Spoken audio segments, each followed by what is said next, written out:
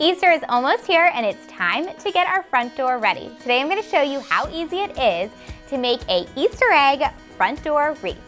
For today's project, we're going to be using an 18-inch wreath form.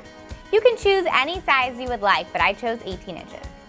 We're also going to be using my favorite colors of Testors craft paint.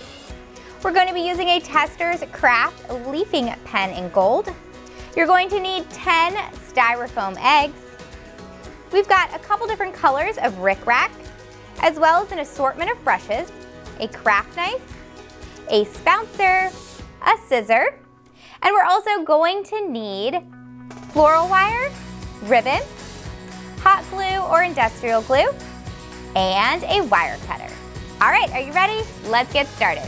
For our first step, we're going to take our 10 styrofoam eggs, we're going to take a craft knife, and we're carefully going to cut them in half.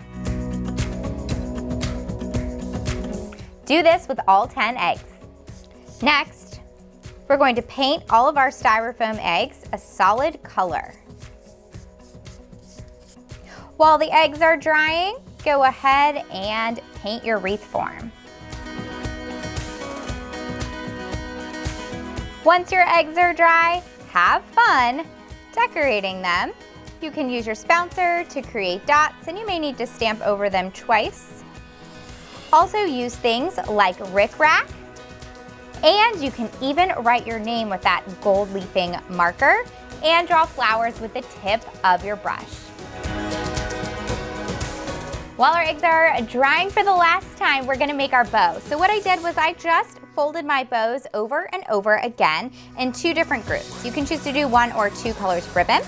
We're gonna place them in a stack on top of each other, making sure that the ends are on either side. Use a floral wire to twist around and secure them, and then cover that with a piece of ribbon.